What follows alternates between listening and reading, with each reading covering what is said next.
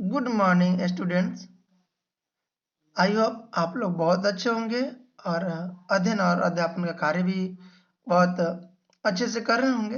तो चलिए हम लोग पिछले जो क्लास में समाज के मूल अवधारणाएं के कुछ टॉपिक देखे थे। आज के क्लास में उसके आगे के कुछ पॉइंट को हम लोग पुनः अध्ययन करने का कोशिश करते हैं।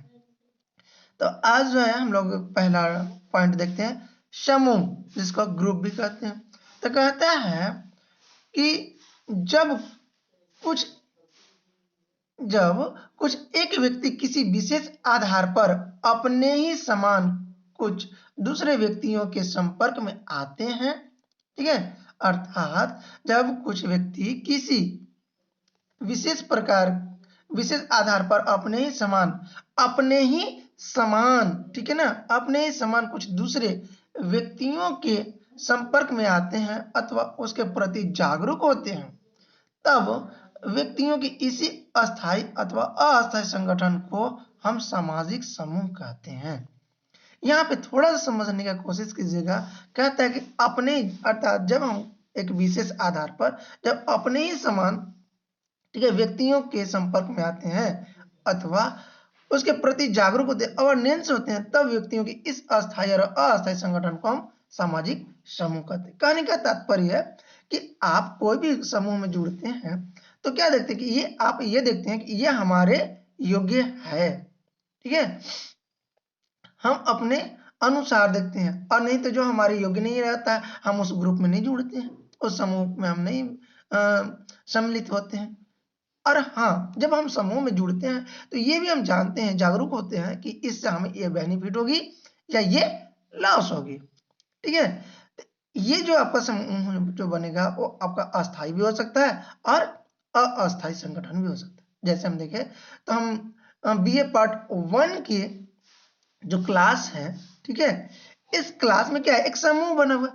तो हम तो जानते हैं ना कि हम यहाँ पे इस ग्रुप से जुड़े हैं तो हमें क्या बेनिफिट मिलेगी, ठीक है। तो ये जो बेनिफिट है ये है कि हम ग्रेजुएशन का जो भी हमारा सिलेबस है वो भी कंप्लीट होगा, ठीक है, और हमें नॉलेज भी प्राप्त होगी। तो हम इस चीज को जागरूक होते हैं, तब जाके क्या करते हैं, हम जुड़ते हैं। और जैसे मान के चलिए बीए पार्ट 1 कंप्लीट होता है, फिर हम बीए पार्ट 1 के ग्रुप से अलग हो जाते हैं, बीए पार्ट 2 ग्रुप में चले जाते हैं, ठीक है। तो ये जो होता है आपका अस्थायी भी हो सकता है और अस्थायी संगठन भी हो जाते हैं। तो इसी को जो है हम सामाजिक समूह कहते हैं, ठीक है। नेक्स्ट हम देखें तो नेक्स्ट जो है आपका संदर्भ समूह, ठीक है।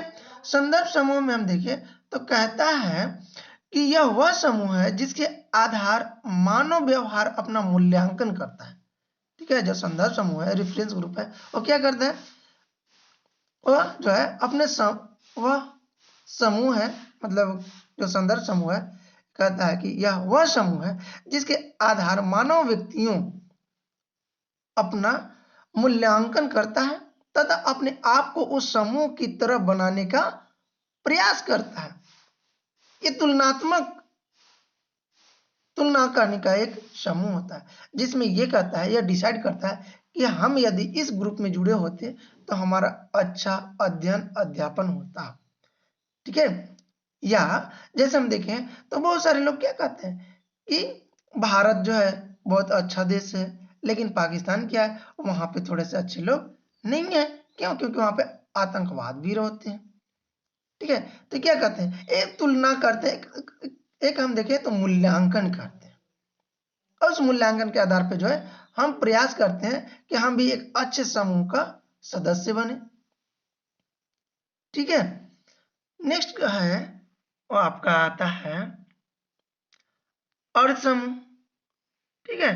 अर्ध समूह का मतलब होता है कि मनुष्यों की वह बिखरा हुआ एकत्रीकरण, ठीक है, मनुष्यों का वह बिखरा हुआ एकत्रीकरण है जिसकी कोई निश्चित संरचना या आकार नहीं होता। जैसे बस स्टैंड पर बस की प्रतीक्षा करते लोग या सिनेमा देखते लोग, ठीक है। कहने का मतलब है कि यह जो है आपस अर्ध समूह, यह भी एक समूह है, ठीक है, जहां पे व्यक्ति बिखरा हुआ होता है, लेकिन एकत्रित होता है, एक जगह इकट्ठा होता है, जिसकी कोई निश्चित संरचना नहीं होती है और आकार भी नहीं होता है। अर्थात कहने का मतलब यह है कि वहां पे कोई संरचना नहीं होती, मतलब कोई स्ट्रक्चर नहीं होता है और न ही उसका आकार होता है। जैसे हम देखें तो बस स्टैंड होता है, उस बस स्टैंड में काफी भीड़ होता है, लेकिन व्यक्ति को जिस प्रकार की आवश्यकता होती है, जहां उनको जाना होती है, उस बस को पकड़ते हैं और वो चले जाते हैं। ठीक है, कहने का तात्पर्य यह है कि बस स्टैंड है, अब बस स्टैंड में किसी को पूर्व दिशा की ओर जाना है, किसी को पश्चिम में, है ना, किसी को उत्तर, किसी को दक्षिण। ठीक है, तो वो क्या होता है कि वहां पे कुछ एक अव्यवस्थित समझ के लिए, मतलब कि एक कम समय के लिए जो है वहां पे खड़े होते हैं, रुकते हैं, वेट करते हैं, काफी भीड़ होती है, लेकिन जैसे ही वहां पे बस आती है, ठीक है, उस बस को पकड़ते हैं और सभी एक जगह से दूसरी जगह चले जाते हैं। ठीक है, या फिर हम देखें तो सिनेमा देखते लोग, सिनेमा जो देखते हैं वहां पे क्या होता है, एक बहुत बड़ा हॉल होता है, उस हॉल में बैठ के सब कुछ देखते हैं, एक समूह बनता है, लेकिन जैसे ही सिनेमा समाप्त होता है तो क्या करते हैं, व्यक्ति अपने अपने जो घर होता है वो क्या करते हैं, वो चले जाते हैं, वापस चले जाते हैं। अर्थात हम ये कह सकते हैं कि अर्ध जो समूह है वो बिखरा हुआ एकत्रीकरण है। ठीक है, मतलब कि एकत्र तो है, एक जगह तो है, लेकिन वो क्या है, बिखरा हुआ है, कम समय के लिए वो क्या करते हैं, एक जगह इकट्ठा होते हैं। ठीक है, नेक्स्ट भीड़ है। भीड़ से तात्पर्य बड़ी संख्या में उस जनसमूह से है जो समान उद्देश्यों के कारण शारीरिक या जैविक रूप से एक दूसरे के निकट होते हैं। इनमें सामान्यतः स्थान के अनुपात में संख्या अधिक है, भीड़ कहीं ना कहीं एक दूसरे को छू रही होती है, जैसे जैसे बस में सीट से अधिक लोग होना। ठीक है, पर भीड़ हो सकता है, लेकिन कम होने पर यह भीड़ नहीं कहलाएगा। ठीक है, कहने का तात्पर्य यह है कि जो भीड़ होता है वो बड़ी संख्या में एक जनसमूह से है जो सामान्य उद्देश्य के कारण शारीरिक या जैविक रूप से एक दूसरे के क्या होते हैं, निकट होते हैं। बड़ी संख्या में जो लोग होते हैं वो जो है अपनी उद्देश्यों के कारण, अर्थात हो सकता है उनकी आवश्यकता, उनका लक्ष्य हो कि हमें, जैसे हम देखें तो हर व्यक्ति को क्या होती है, अपने घर के लिए जाने के लिए हम बस में चढ़ते हैं। ठीक है, तो क्या होता है कि यदि उसका सीट से अधिक यदि पैसेंजर उसमें इन कर जाए, चढ़ जाए, ठीक है, और उन्हें बैठने के लिए जगह नहीं मिले, तो क्या कहलाएगा, ये जो है आपका भीड़ कहलाएगा। अर्थात एक दूसरे के काफी नजदीक होते हैं, काफी आप देखे होंगे जो भीड़ होता है एक दूसरे को प्रेस करते हैं, धक्का देते हैं।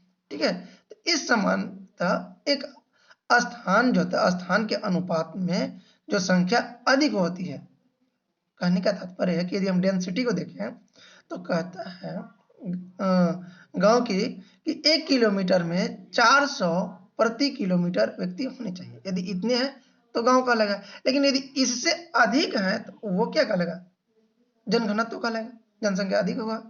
ठीक है, तो एक निश्चित स्थान का जो अनुपात रखा जाता है उससे जब अधिक संख्या हो तो उसी को हम लोग भीड़ कहते हैं। ठीक है, जिसमें हम देखें तो बहुत सारे स्थान होते हैं, जैसे हम देखें तो बस में सीट संख्या से अधिक लोग होना।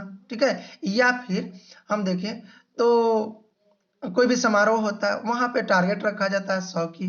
ठीक है, अब उस 100 की जगह पे यदि 200 व्यक्ति आ जाए तो इसे क्या कहा जाएगा, इसे जो है हम भीड़ कहते हैं।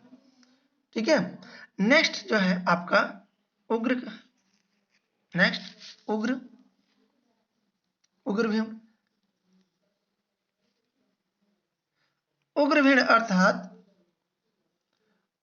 उग्र भीड़ से तात्पर्य उस भीड़ से है जो नियमों को स्वीकारती नहीं है तथा असंयत होकर हिंसा पर उतारू हो जाती है इसके उग्रता का कारण भावना का आवेश है। उग्र भीड़ मतलब जिसको हम लोग देखते हैं ना कि कहीं भी कुछ घटना होता है तो काफी लोग एकत्रित हो जाते हैं, ठीक है, या कोई चोर होता है या कोई बदमाश होता है, तो जैसे ही लोग सुनते हैं कि चोर चोर चोर है ना, तो वहां पे काफी भीड़ हो जाता है। और कोई व्यक्ति यदि एक झापड़ भी उसको दे देता है, फिर देखिए वहां के जो इतने भी लोग होते हैं सब क्या करने लगते हैं, उसको मारने लगते हैं। अर्थात वो नियमों को स्वीकारते नहीं है कि इसे नहीं मारना चाहिए, फिर वहां तक क्या कहते हैं कि इसके इसे ऐसा होना ही चाहिए, इसे मारना ही चाहिए, ठीक है। अर्थात नियमों को स्वीकारते नहीं है और असंयत होकर हिंसक का रूप उजागर हो जाता है, हिंसा हो जाता है। जैसे आप देखेंगे अभी मॉब लिंचिंग में बहुत सारा ऐसा घटना घटा है ना, जहां पे एक व्यक्ति को पता चला कि ये गलत है, बस उसके ऊपर बहुत सारे लोग हावी हो गए और उसे उसी जगह पे मार दिए, समाप्त कर दिए डायरेक्ट, है ना, व्यक्ति स्पॉट डेथ हो जाता है। अर्थात वो काफी उग्र हो जाता है और वहां का जो भावना होता है उस उग्रता का भावना जो है आवेशित हो जाता है। अर्थात लोग क्या हो जाते हैं, आवेश में आ जाते हैं, क्रोधी हो जाते हैं, ठीक है। तो इसी को जो है हम लोग उग्र भीड़ कहते हैं। नेक्स्ट है आपका, हम देखें तो मानदंड, ठीक है, मानदंड अर्थात मानदंड में कहता है नॉर्म्स, मानदंड किए गए, ठीक है, मानदंड किए गए समाज के अंतर्गत वह अपेक्षित व्यवहार है जिसके अनुपालन की अपेक्षा सभी सदस्यों से की जाती है, ठीक है। मानदंड क्या है, एक अपेक्षित व्यवहार।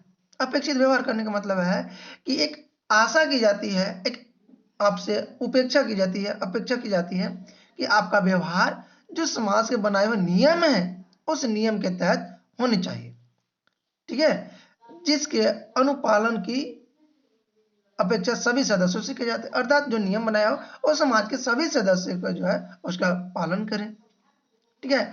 और ये मानक व्यवहार है जो नियम कानूनों के तरह ही होते हैं। अर्थात एक नियम है जो कानूनों की तरह होती है कि यदि आप इसका उल्लंघन करेंगे, ठीक है, तो फिर आपको थोड़ी पनिशमेंट किया जाएगा। जिस तरह से हम देखें समाज में जो नियम बनाया गया है, संवैधानिक नियम, आईपीसी नियम, ठीक है, तो उसके नियम तहत यह जो है हमें कार्य करना होती है, व्यवहार करने होते हैं। जब हम उसको उल्लंघन करते हैं तो फिर क्या करते हैं, जब उल्लंघन करते हैं तो दंड मिलता है। उसी प्रकार से हमारे यहाँ जो है कुछ नियम बनाए गए, ठीक है, जो हम देखें तो पूरी तरह से आपको लागू करना ही होता है, ठीक है, परंतु इन्हें औपचारिक वैधता प्राप्त नहीं होती है, ठीक है। जो हमारे यहाँ जो रूल्स है, जो आपका परंपरा है, ठीक है, प्रथाएं हैं, रीति रिवाज है, उसके लिए कोई वैधता प्राप्त नहीं है, ठीक है, लेकिन मानदंडों से हटकर व्यवहार को विचलन करते हैं। अर्थात हम देखें तो जो मानदंड बनाई गई है, जो व्यवहार के नॉर्म्स हैं, वो क्या है, वो भी हमारे एक रूल्स है। जब आप उस रूल्स को तोड़ते हैं, नॉर्म्स को तोड़ते हैं, ठीक है, तो ये हम क्या कहते हैं, उसे विचलन कहते हैं। विचलन मतलब कि वह डेविएंस, अर्थात जिस कार्य को करना नहीं चाहिए था उस कार्य को जब करते हैं तो विचलन कहलाता है, पागलपन कहलाता है, ठीक है। विचलन को यदि हम देखें तो विचलन कहता है कि जो मानदंड रखा गया है व्यक्ति को उसी योग्य, उसी आशा के अनुसार, उसी अपेक्षा के अनुसार जो है व्यक्ति का अपना कार्य प्रणाली करना चाहिए। यदि आप उसके अनुसार कार्य नहीं करते हैं तो वो आपका विचलन कहलाएगा, ठीक है। जैसे हर व्यक्ति से ये आशा की जाती है कि समाज में जो है आप एक सभ्य नागरिक की तरह रहे, आदर्श व्यक्ति की तरह रहे, लेकिन जब आदर्श व्यक्ति के नियमों को आप पालन नहीं करते हैं तो ही जो है हम उसे विचलन कहते हैं। जैसे कहने का तात्पर्य है कि क्लास के कुछ रूल्स होते हैं, कुछ नियम होते हैं, जब आप उस क्लास के नियम को पालन नहीं करते हैं, ठीक है, तो फिर आप क्या कहलाते हैं, आप विचलित कहलाते हैं, ठीक है, डेविएंस कहलाते हैं। लेकिन जब आप आदर्श रूल्स को पालन करते हैं तो आप जो है एक आदर्श स्टूडेंट कहते हैं, ठीक है। नेक्स्ट वीडियो में हम लोग पुनः इसके आगे के टॉपिकों के ऊपर हम लोग चर्चा करेंगे। Thank you all of you.